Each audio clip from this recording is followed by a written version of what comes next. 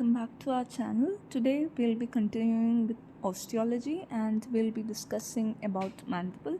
Starting off with mandible parts, as we all know, mandible is basically horseshoe shape and it consists of three parts, that is the body and two rami.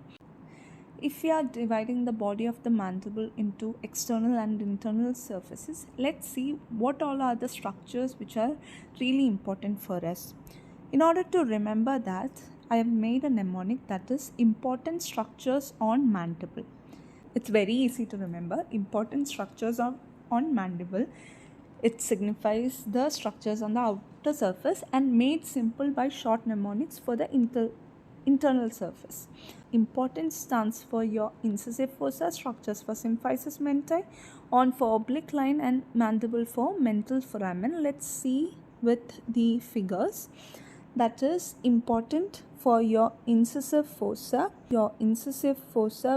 below your incisors.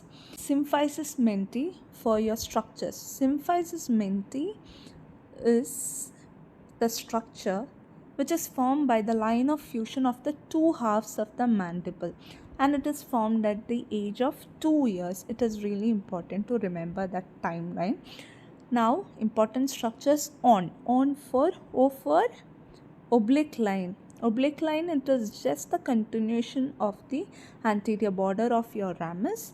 And mandible, M for your mental foramen. Here you can see your mental foramen through which your mental nerves and vessels passes. Where does this mental foramen lies at? In between your premolars.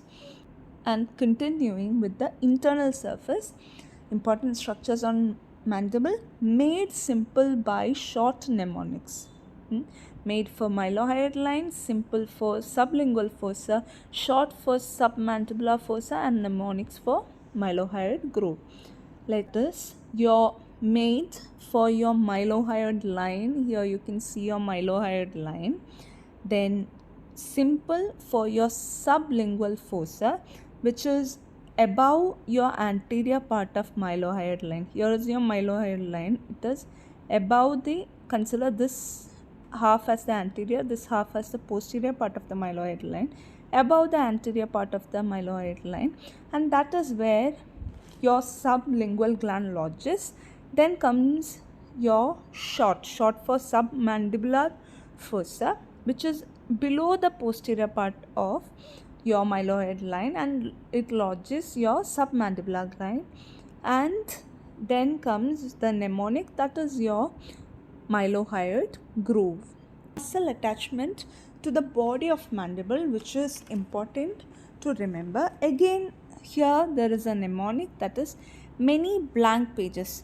When you are trying to remember something, you are not getting it, you can find many blank pages. Okay, many for mylohyoid, blank for buccinator, P for platysma, A for anterior belly of digastric, GE for geniohyoid and genioglossus, S for superior constrictor. Mylohyoid muscle, you can see it is along the mylohyoid line. Attachment is along the mylohyoid line. The buccinator is attached to the oblique line below your third molar, from there below your third molar.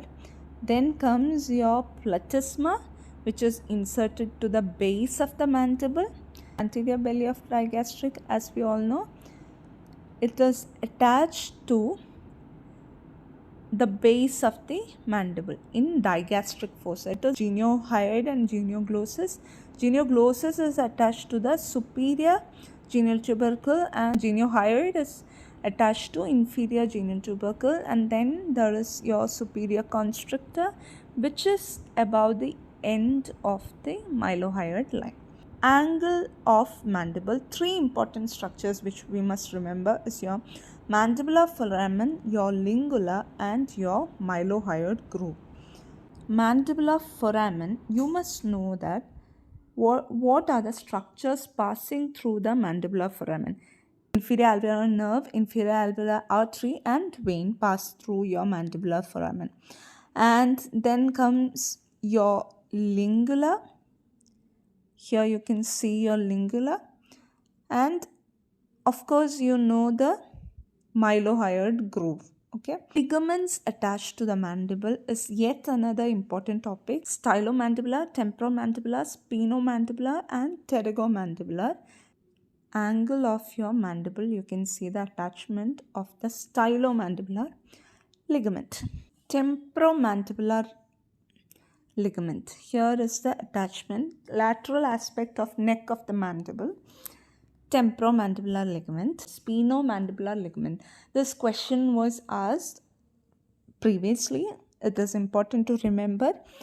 Spinomandibular ligament is attached to the lingula of the mandible, and pterygomandibular ligament behind the last molar tooth on the upper end of the mylohyoid line. Thank you for watching. Do comment, do subscribe, and don't forget to click on the bell icon in our YouTube channel.